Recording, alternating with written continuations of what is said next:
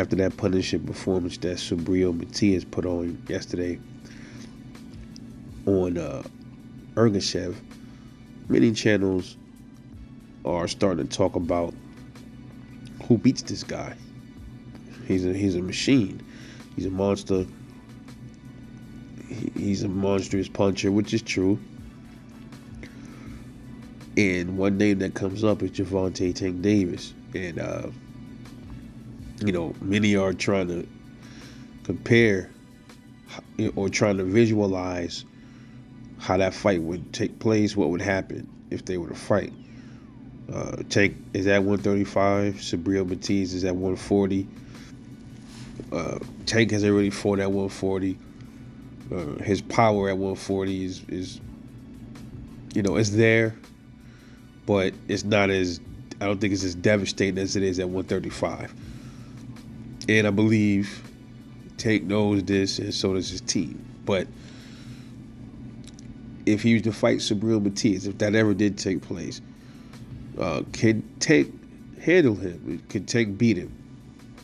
I even dropped that on my community wall. I asked people that, and some people said yeah, and some people said no. Nobody beats Subriel Matias from 140 down. Okay. And it's funny because a lot of people say the same thing about Tank. They say nobody from 140 down beats Tank. I even heard certain channels say Tank smokes everybody from 147 down. I've heard people say from 160 down. I heard all of it. My thing is this, man. When it comes down to if they was to have a fight, is IQ and chins. I think that's what it really comes down to.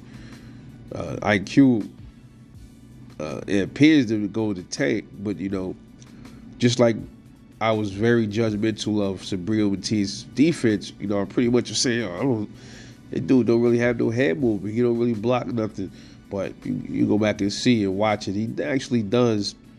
He has subtle defense. His defense is really, it's kind of like crafty. It's just, he's so busy in there, you don't really pay attention to it because you're paying attention to all of the pressure he's putting on his opponent and the punches that he's throwing.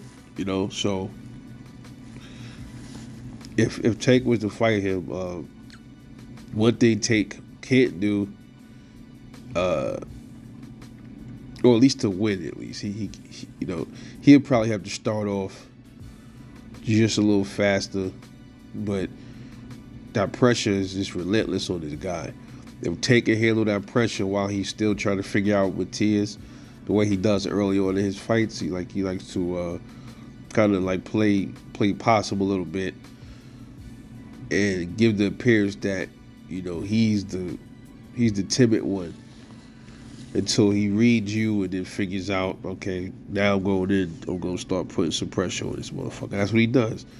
Subriel Matias puts pressure on you from the first bell. So Tank has the IQ, he has the head movement and the footwork. That's why it's so important to have footwork and to learn how to outbox, because it's gonna be situations like this, you run into a person like Matias, you're gonna have to have good stamina and footwork. You just have to. If you don't, you're gonna get eaten alive in that ring against somebody like that. Tank does have all the tools. It's just the question is, can he pull it off? It's kind of like in that situation, the roles might be reversed because they say all the time against Tank, you got to be perfect for the whole fight. And the same thing could apply in the reverse. If Tank was fighting Subriel Matias, he would have to be perfect until he could possibly land that big shot that we don't know if that could even hurt him.